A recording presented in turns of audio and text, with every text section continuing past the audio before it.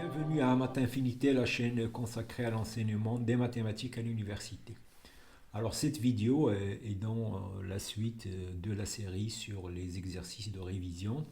Donc aujourd'hui on va voir des exercices classiques sur les suites réelles.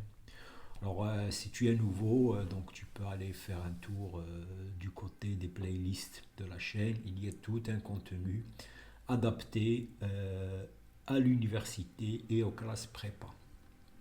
Alors bien sûr, s'abonner, liker, partager permet à la chaîne d'atteindre un large public. Alors allons-y, donc le premier exercice, c'est l'étude de la convergence au sens de César. Alors ça consiste à prendre, donc on prend une suite UN et on définit la suite Vn comme la moyenne des n termes U0 jusqu'à n. Donc la somme divisée par n plus 1. Alors, première chose, on va montrer que si la suite converge, ben, la suite Vn converge. Ensuite, que si Un est borné, alors Vn est borné. Et si Un est croissante, alors Vn est croissante. Alors ici, on va aussi regarder la réciproque. Est-ce que quand Vn converge, Un va converger? Et la même chose ici, est-ce que si Vn est borné, est-ce que Un est borné? Voilà. Et deuxième suite, c'est la suite harmonique, Hn, donc la somme de k égale à 1 jusqu'à n de 1 sur k. Alors on va montrer que Hn est comprise entre n, log de n plus 1 et 1 plus log de n. On va en déduire la limite de Hn et on va considérer ces deux suites Un et Vn. Un c'est Hn moins log de n et Vn c'est Hn moins log de n plus 1. Et on va montrer que ces deux suites convergent vers un réel compris entre 1 demi et 1. Alors ce réel, il est connu sous le nom de la constante d'Euler. Alors ici, l'idée, c'est de montrer que ces deux suites sont adjacentes. Alors, troisièmement, donc on va calculer la limite de cette suite. Alors ça, c'est un exercice un peu difficile, mais bon, il va d'abord nous permettre de calculer la somme. Donc on utilise la formule de la somme des carrés. Ensuite, on va utiliser la suite harmonique qu'on vient d'étudier dans l'exercice 2. Voilà, donc ça c'est un exercice où on va utiliser des techniques importantes et qui valent la peine d'être connues. Alors le quatrième exercice, on va montrer que si la limite du quotient Un plus 1 sur Un est convergente, si la suite Un plus 1 sur Un en module est convergente vers un nombre réel entre 0 et 1 différent de 1, alors la suite Un tend vers 0. Et finalement, un petit exercice, disons, amusant. Donc, on a une suite dans l'intervalle 0,1 qui vérifie cette inégalité. 1 moins Un fois Un plus 1 est supérieur à 4. Et on va montrer que la limite de Un égale à 1 demi. Voilà, donc voilà, alors c'est des exercices typiques, ça nous permettra de faire le tour un peu de tout ce qu'il faut connaître sur les limites, la convergence, la monotonie, les théorèmes des gendarmes, etc. Alors on commence par la suite de la convergence au sens de César.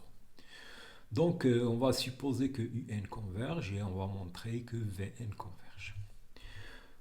Alors donc, supposons que Un converge, donc je vais montrer que Vn converge, donc ça veut dire que je vais prendre un epsilon et je vais trouver un rang n tel que pour tout n supérieur à ce rang, Vn moins la limite, moins L en valeur absolue est inférieur à epsilon.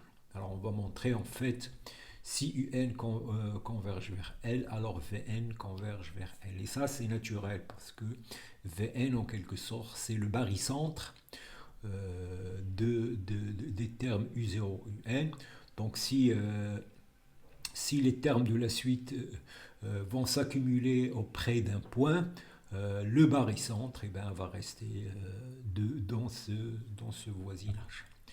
Alors, donc voilà, on va supposer, voilà, je prends un epsilon, je sais que UN converge, donc il existe un rang tel que UN moins L est inférieur à epsilon sur 2 pour tout n supérieur à ce rang. Alors maintenant, je prends un n supérieur à n et je calcule Vn moins L. Alors donc ça c'est 1 sur n plus 1. Donc ici, UN moins L, donc si je fais ici moins L, en factorisant, donc ça fait n plus 1 moins L, donc je peux l'écrire comme ça. Donc ça, donc Vn moins L, je peux l'écrire 1 sur n U0 moins L plus Un. Et maintenant, j'utilise l'inégalité. Donc d'abord je partage, donc comme n est supérieur à n, donc d'abord j'écris la somme jusqu'à le rang n, et les autres termes.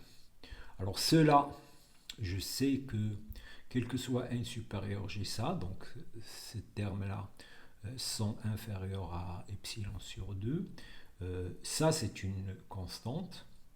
La somme de k jusqu'à n est une constante sur n plus 1. Donc en fait, j'ai ça inférieur à ça. Alors ça, il y a ici n moins n termes. Maintenant, n moins n est plus petit que 1, est plus petit que n, donc n moins n sur n plus 1 est plus petit que 1, et donc j'ai ça, j'ai à montrer que ça c'est inférieur à c sur n plus 1 plus epsilon sur 2, pour tout n supérieur à n. Alors il me reste à contrôler ce terme, donc c c'est cette constante-là. Alors c c'est une constante, la suite c sur n plus 1 tend vers 0, donc ce terme-là, je peux aussi le rendre plus petit que epsilon sur 2 à partir d'un certain rang. Voilà, et donc c'est ce que je vais faire, donc j'ai ça, et donc quel que soit n1 supérieur à n, il existe un rang plus grand que n, tel que ça c'est inférieur à epsilon. Maintenant, si je prends n supérieur à n1, j'aurai ça, et j'aurai ça, inférieur à epsilon sur 2. Donc j'aurai Vn moins L inférieur à epsilon. Donc, j'ai montré que quel que soit epsilon, il existe un rang tel que pour tout n supérieur à n1, Vn moins L est inférieur ou égal à epsilon. Et ça, c'est exactement ce que veut dire la limite lorsque n tend vers l'infini de Vn égale à L. Alors maintenant, la réciproque. Est-ce que si Vn converge, la suite Un converge? Alors il y a un contre-exemple classique, c'est la suite Un égale à moins 1 à la puissance n. Alors bien sûr, celle-là diverge, mais la suite Vn, ici, puisque ici on a eu, quand vous faites la somme ici, vous allez trouver soit 0, soit 1.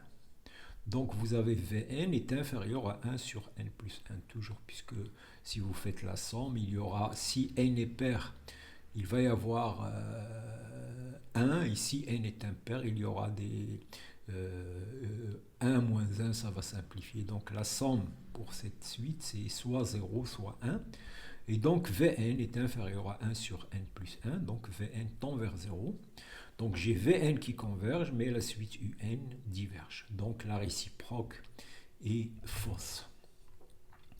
Alors maintenant, si Un est borné, alors Vn est borné. Donc ça, c'est facile. Donc je suppose que Un borné, ça veut dire qu'il existe un réel tel que tous les termes de la suite sont inférieurs ou égaux à m en valeur absolue.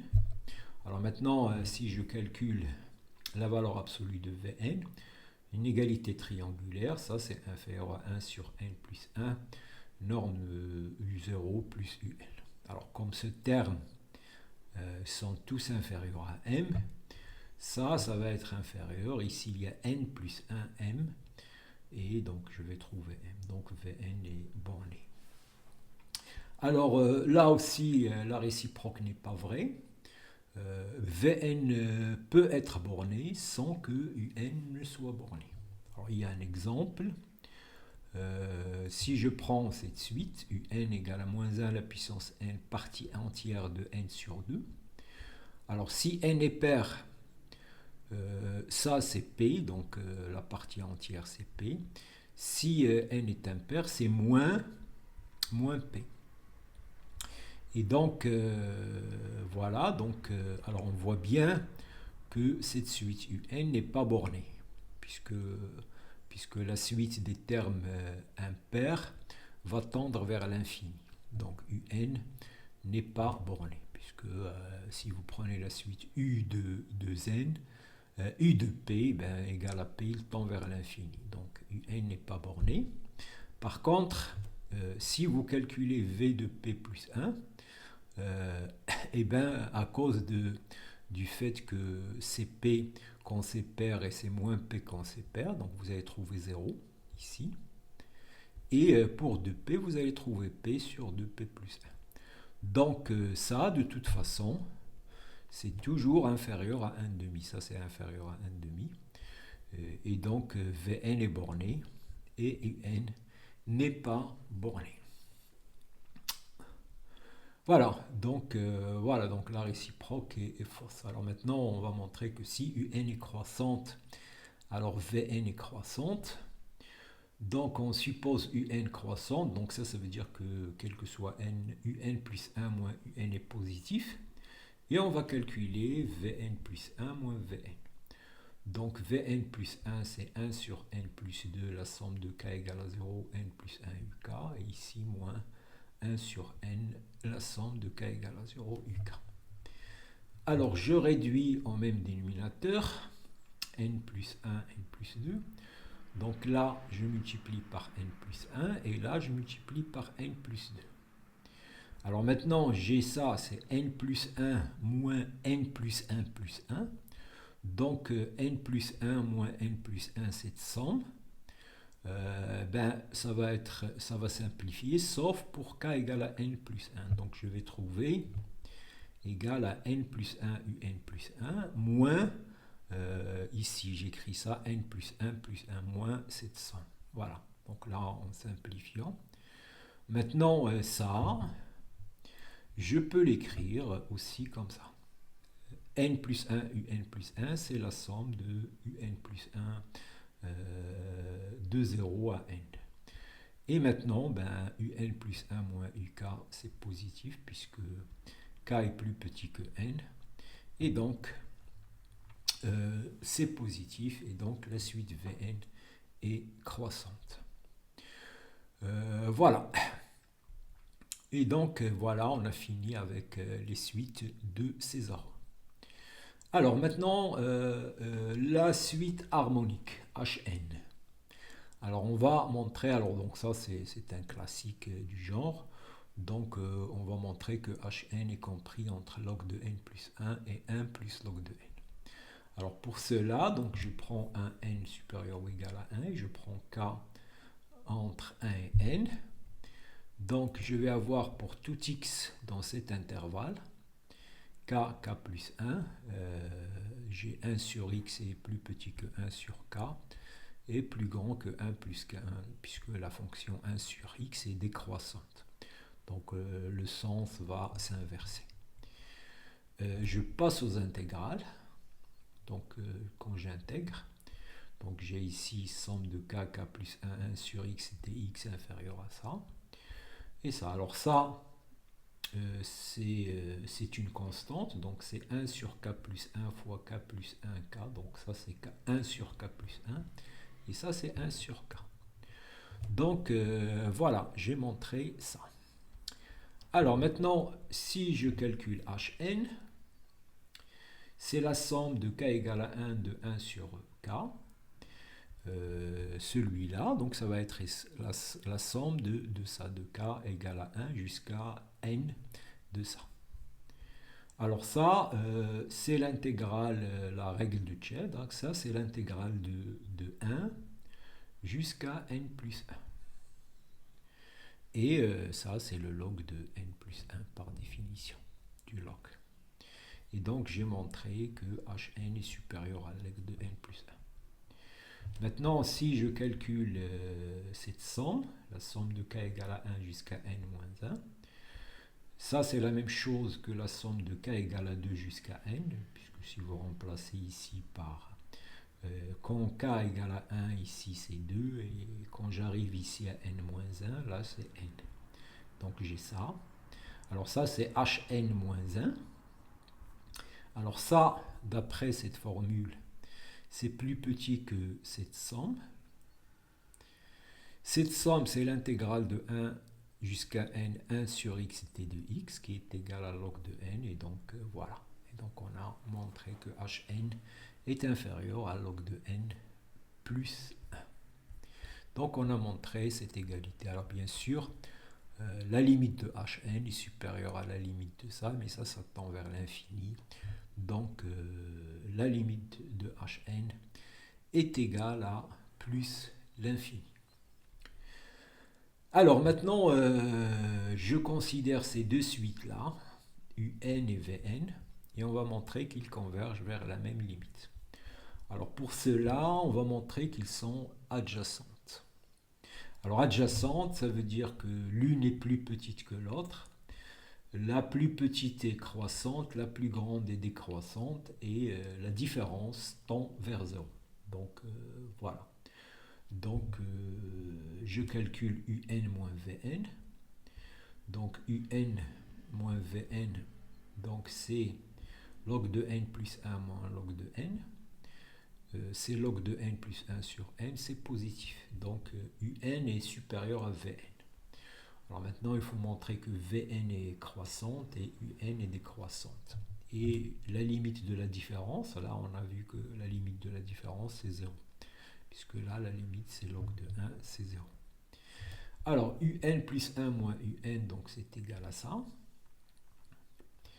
Alors ça, je peux l'écrire l'intégrale de n à n plus 1, 1 sur n plus 1, ça me donne ça. Puisque si je fais l'intégrale de n à n plus 1, 1 sur n plus 1, le 1 sur n plus 1 quand sorte, et là j'ai n plus 1 moins n, c'est 1, donc c'est ça. Et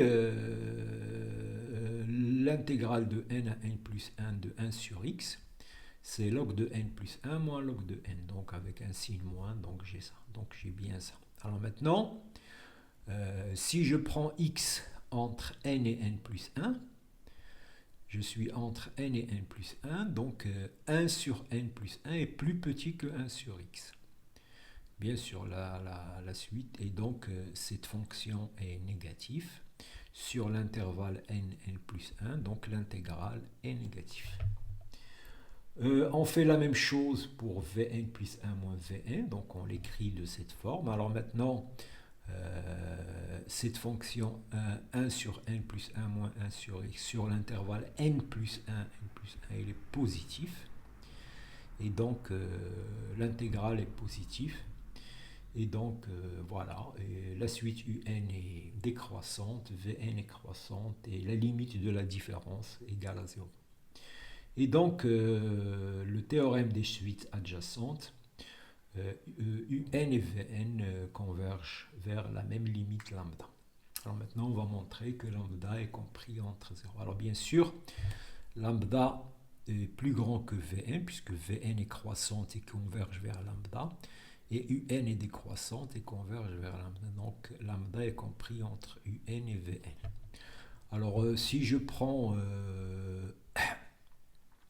lambda, donc va être plus petit que u1 qui est égal à 1, et supérieur à v3, donc si vous calculez v3, c'est plus grand que 1 demi. Et donc voilà, lambda appartient à 1 demi. Voilà, et on a fini l'étude de cette suite harmonique et la constante de l'air qu'on construit à l'aide de la suite harmonique en considérant ces deux suites adjacentes. Alors maintenant, cette limite. Alors comme je l'ai dit, ça c'est un exercice un peu difficile, mais les techniques qu'on va utiliser sont intéressantes à connaître. Alors d'abord, je sais que la somme des carrés de 1 jusqu'à k d chez carré, c'est k plus 1, 2k plus 1 sur 6. Voilà, alors si, bon, c'est une formule qui est connue, si vous n'êtes pas convaincu, vous pouvez la montrer par récurrence, c'est facile. Ça, c'est parmi les exercices qu'on donne pour montrer la récurrence. Donc, on a ça. D'un autre côté, on a vu que la suite harmonique, la limite de hn moins log de n, qui est la un, il converge vers lambda. Donc, en fait, un va être égal à 6, la différence, voilà, sur ça. Et hn, c'est log de n plus lambda plus la différence hn moins log de n moins lambda, ça tend vers 0. Donc hn, je peux l'écrire comme log de n plus lambda plus epsilon n. Epsilon n, c'est une suite qui tend vers 0. Donc voilà ce qu'on va utiliser. Alors maintenant, cette somme, on va décomposer en éléments simples 1 sur k, k plus 1, 2k plus 1. Donc décomposition en éléments simples, donc c'est A, B, C. Alors comment calculer A? Je multiplie ici par K pour enlever là et là, donc là il y aura K. Et si je fais K égale à 0, j'aurai A égale à 1 sur, ici 0 c'est 1, ici 0 c'est 1. Donc A égale à 1. Maintenant, pour P, je multiplie par K plus 1. Donc K plus 1 va disparaître ici. Je fais K égale à moins 1. Donc je vais avoir ici moins 1, moins 2 plus 1. Donc moins 1, moins 1. Donc ça fait P égale à 1. Et pour C, je multiplie par 2K plus 1. Je fais K égale à moins 1,5. Et je trouve C égale à moins 4. Voilà, donc là, c'est la technique de décomposition en éléments simples. Donc j'ai montré que UN égale à 6, cette somme, voilà, donc ça c'est la suite harmonique, maintenant on l'a ici, cette suite qu'on peut calculer à l'aide de la suite harmonique est celle-là. Bon, alors maintenant, voilà, donc j'ai cette somme-là, ben, c'est la même chose que au lieu d'aller ici de k égale à 2 jusqu'à n plus 1, si je pose ça égal à k, quand k égale à 1, ici c'est 2, et quand k égale à n, ici c'est n plus 1. Et ça c'est hn, ça c'est hn, moins 1, moins le terme égal à 1, moins plus ici le terme 1 sur n plus 1. Puisque hn, ça va de k égale à 1 jusqu'à n. Donc j'ai ça.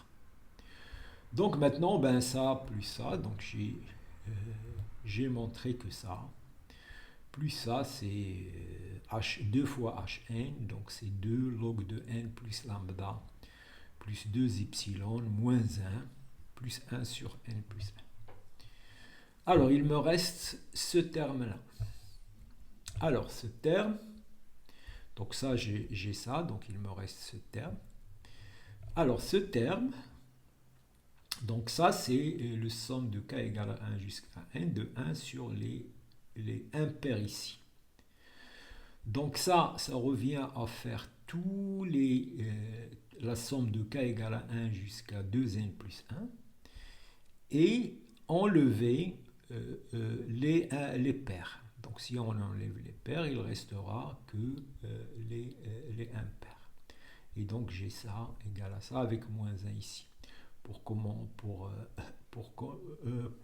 Parce que ici, quand k égale à 1, donc ça va, il faut que ça simplifie. Voilà, donc il faut vérifier que ça, c'est bien égal à ça. Maintenant, ben, ça, je peux l'écrire h de n plus 1 moins 1 demi, le 1 demi va sortir hn. Voilà, donc c'est ça un peu. Voilà, alors maintenant, je remplace ici par ça. Alors maintenant, ici, j'ai log de 2n plus 1 moins 1 demi log de n. Je mets 2n en facteur, donc là, c'est log de 2n facteur de 1 plus 1 sur n. Donc je vais avoir log de 2n moins 1 demi log de n. Alors ça va simplifier parce que log de 2n moins 1 demi log de n, donc c'est log de 2n sur n à la puissance 1 demi. Donc c'est log de 2n à la puissance 1 demi. Donc c'est 1 demi log de 2n. Voilà, et donc c'est ce que j'ai trouvé ici. 1 demi log de 2n, et donc log de 2n c'est log de 2 plus log de n. Et j'ai montré ça. Voilà, donc, et le reste, je le garde. Donc ça, pour simplifier ça, ça nous donne ça plus ça. Voilà, alors maintenant, voilà, je remplace maintenant donc ça, et maintenant il faut faire, donc j'ai 2 log de n moins 4 fois ça, donc moins 2 log de n, ça va simplifier. J'ai 2 lambda moins 2 lambda, ça va simplifier, les lambda vont simplifier, et le reste, ça tend vers 0, ça tend vers 0, et donc il va rester 6 facteurs de 3 moins 4 log de 2. Voilà, et donc on a fini avec cet exercice. Alors, maintenant, si la limite de un plus 1 sur un égale à n, alors la limite de un égale à 0. Bon, alors on suppose que la limite de un plus 1 sur un égale à L. Je prends epsilon égale à 1 moins L sur 2 et j'écris la définition avec cet epsilon. Donc il existe un n tel que quel que soit n supérieur à n. Alors un plus 1 sur un, donc c'est un plus 1 moins L plus L. Alors ça, un plus L inférieur à epsilon plus L. Alors ça, c'est 2L moins L, donc c'est 1 plus L sur 2. Alors, donc, si je prends un n plus grand que n, je vais avoir un. Alors là, c'est le premier terme. Et ici, si vous calculez ça, donc ça va être u grand n plus 1 sur u grand n, ça simplifie. Alors, le terme suivant, c'est u grand n plus 2 sur u grand n plus 1, et donc il y aura le phénomène de télescopage, et à la fin il restera que le dernier terme un. Et donc ça va être alors tous ces termes là sont inférieurs à 1 plus L sur 2, donc ça va être inférieur à un L plus 1 sur 2 à la puissance n. Et voilà, et donc, alors ça, L plus 1 sur 2 est plus petit que 1, puisque L est dans 0,1, donc L plus 1 est dans 0,2, L plus 1 sur 2 est plus petit que 1 strictement, ici. Et donc, la limite de ça égale à 0, et donc un tend vers 0. Voilà, donc il y a ce phénomène de télescopage ici qui permet d'arranger les choses. Alors, maintenant, donc, cet exercice amusant, donc, on a une suite de 0,1 qui vérifie cette propriété. Alors, on va montrer que la limite de un égale à 1 demi. Alors, ce qu'on va faire, on va montrer en utilisant cette relation-là. On va montrer que un est croissante. Alors un est croissante et majorée puisqu'il est dans E1, donc il va être convergente. Et sa limite va vérifier cette inégalité. Et on va voir que si la limite vérifie cette inégalité, la limite c'est forcément 1 demi. Alors donc j'ai un facteur de 1 moins un égale à 1 quart moins 1 demi moins un au carré. Si vous développez ça, ça c'est 1 quart moins 1 quart, ça s'en va. Le double produit c'est moins un, donc plus un. Et il y aura moins un au carré. Donc moins un au carré, donc ça c'est bien ça. Alors ça c'est plus petit que 1 quart, puisque ça c'est négatif, et là j'ai 1/4. Et 1/4 est plus petit que ça. Donc j'ai un facteur de 1 moins un est plus petit que un plus 1 facteur de 1 moins un. Alors 1 moins un est positif et non nul, puisque un est là-dedans. Donc je peux simplifier par 1 moins un, et puisque c'est positif, l'inégalité va rester. Et donc je vais avoir un inférieur à un plus 1. Et donc la suite est croissante. Il est majoré par 1, et donc il est convergente. J'admets une limite. Alors maintenant, par passage à la limite ici, je vais avoir 1 moins L est supérieur ou égal à 1/4. Donc j'ai 1/4 est inférieur à 1 moins L. Mais ça c'est si je calcule, donc ça me donne 1 moins L carré. Plus L carré, et ça c'est L moins 1 demi au carré. L moins 1 demi au carré négatif. La seule possibilité, c'est, puisque c'est un carré, il faut que ça soit nul. Et donc L égale à 1 demi. Et on a fini. Voilà, et donc voilà. Donc si vous êtes resté jusque-là, n'oubliez pas de vous abonner, de liker et de partager. Et je vous remercie.